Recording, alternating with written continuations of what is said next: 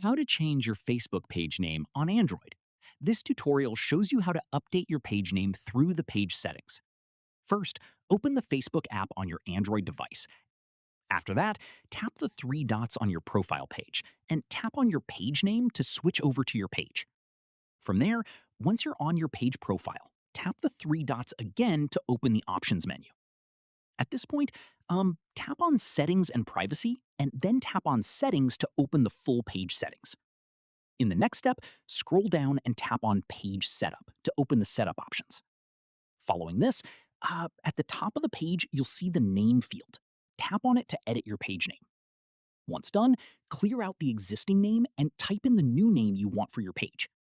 From here, keep in mind that once you change your page name, you won't be able to change it again for another 60 days, so make sure you're happy with the name before proceeding. At this stage, tap Review Changes to see a preview of how your new name will look.